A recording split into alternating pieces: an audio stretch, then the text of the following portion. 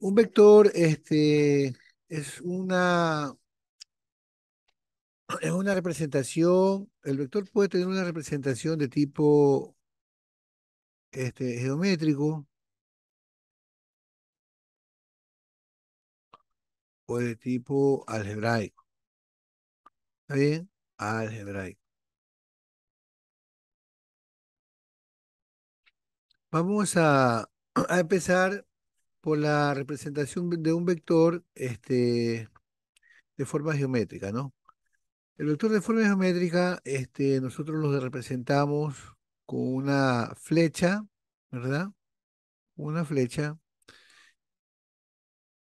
y el cual va, aparte de identificar la magnitud de la flecha, por ejemplo, 4, 5 unidades, ¿cierto? Vamos a definir el ángulo del vector, ¿está bien? Vamos a llamarle teta, ¿ya? Es decir, este vector que le voy a llamar por nombre de vector A, el vector A, el vector A, en este caso va a tener una magnitud, uso estas dos barritas para representar la magnitud, una magnitud igual a, veamos aquí, 1, 2, 3, 4, 5 unidades, y va a tener un ángulo teta. De esa manera representamos un vector de manera geométrica. Si este vector nosotros lo graficamos en el plano cartesiano, vamos a ubicar un vector en el plano cartesiano, veamos. A ver, vamos a ver el plano cartesiano. Todos sabemos lo que es un plano cartesiano. Está compuesto por dos ejes, un eje X, un eje Y tiene sus representaciones o sus cuadrículas, una recta numérica en el eje X que empieza por el 0, luego viene el 1, 2, 3, 4, 5, lo mismo en el lado negativo, -1, -2, -3, -4. Acá tengo yo 1, 2, 3, 4, 5. Lo mismo en el eje Y, 1, 2, 3, 4. Acá tengo -1, -2, -3, -4, -5. Acá tengo 1, 2, 3, 4. Bien, vamos a usar este plano cartesiano para representar un vector. El vector A, vamos a ver. Eh, Vamos a escoger el vector A, este vector que está aquí, vamos a ver, 1, 2, 3, acá 4. Miren,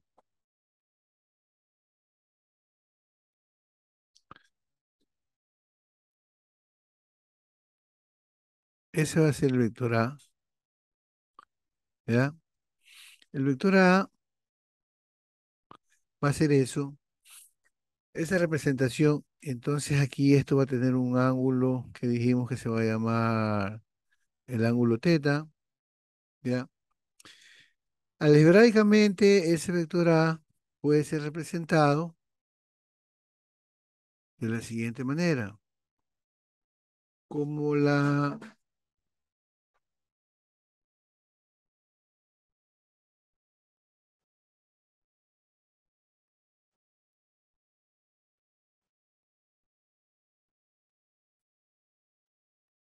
Bien, entonces el vector A, este, yo también lo puedo representar usando sus componentes rectangulares. En este caso, aquí serían 1, 2, 3 unidades. Sí, representar como un par ordenado, perdón. Representar como un par ordenado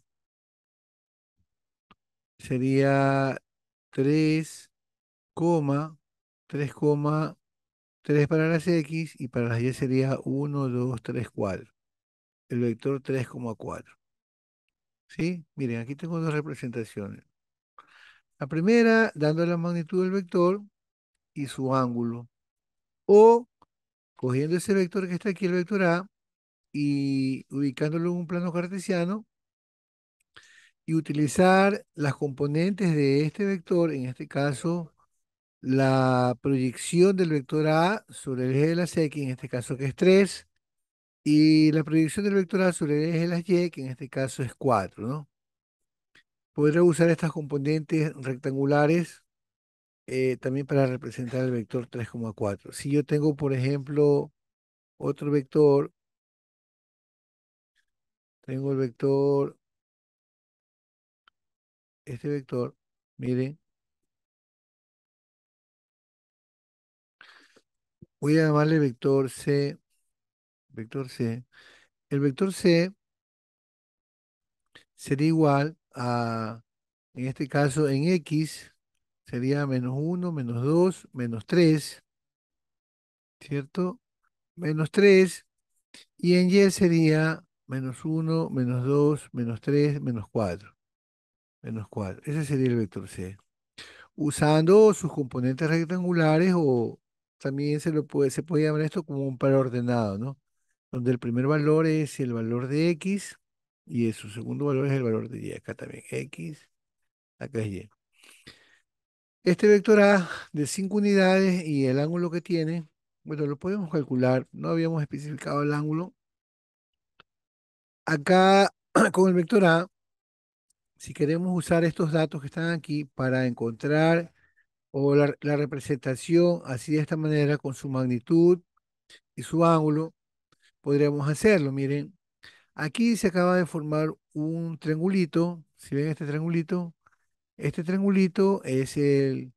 un triangulito que este cateto, digamos así, el cateto opuesto al ángulo teta, tiene una longitud o una representación de 1, 2, 3, 4 unidades, y el cateto adyacente a este angulito tiene una representación de 1, 2, 3 unidades, ¿cierto?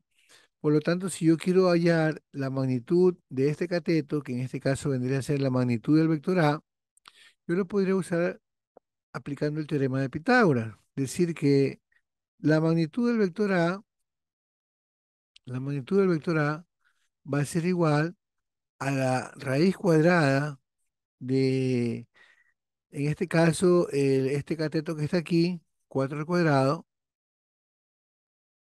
4 al cuadrado, más el cateto adyacente que está acá, sería 3 al cuadrado, y entonces la magnitud del vector A, perdón, la magnitud del vector A sería igual a raíz de 16 más 9, o sea, raíz de 25. Y eso sería igual a 5. ¿Ya? Entonces la magnitud de A sería igual a 5. El ángulo de este vector, el ángulo teta de este vector, vamos a hacer un poquito más a la derecha de la pizarra para encontrar el ángulo. A ver, vamos a ver, permítame un ratito borrar, mejor borrar esta parte,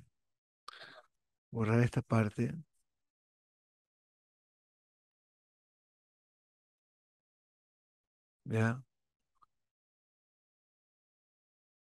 Entonces, el ángulo del vector teta, el ángulo teta, este caso de aquí, sería igual a la tangente, a la función tangente inversa de ¿qué cosa? De el lado opuesto, en este caso es 4, dividido para el lado adyacente, que es 3. Usamos la calculadora. A ver, vamos a usar la calculadora. ¿Me permite un momento, por favor? Vamos a usar la calculadora. Bien, continuemos. Entonces, aplastamos en nuestra calculadora. La ruta es la siguiente. A ver, aplastamos, veamos. Shift tangente, la teclita que diga así, vea. Shift,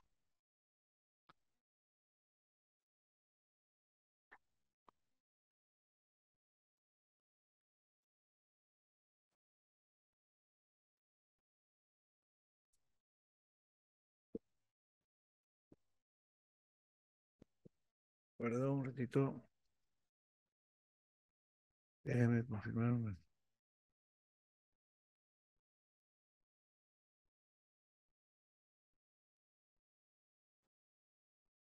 Está bien,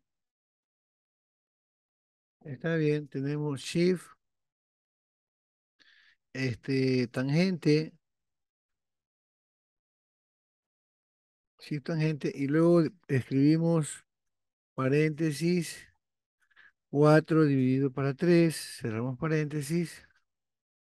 A ver, shift tangente 4 dividido para 3 y cerramos paréntesis igual. Y eso me da 53.13 grados. ¿Ve? De esa manera, hemos encontrado el ángulo, en este caso, el ángulo teta, ¿verdad? 53.13 grados. Por lo tanto, el vector A, por lo tanto, es el vector A. Si queremos expresarlo, ya no como usando sus componentes rectangulares, que son 1, 2, 3 para las X, 4 para las Y, sino expresarlo mediante su módulo y su ángulo, podemos expresarlo de la siguiente manera. ¿Ve? En base a esta información, podemos decir que el vector A, ¿no? Va a ser igual a un vector de magnitud 5 unidades, ¿cierto? Y de ángulo teta igual a 53.13 grados. ¿Está bien?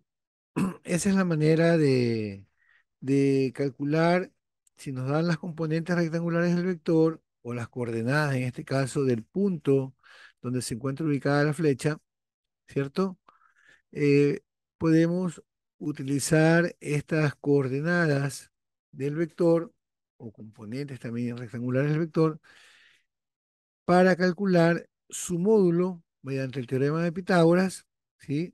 Porque aquí se forma un triángulo de tipo rectángulo, miren, y este triángulo rectángulo, ¿sí ven?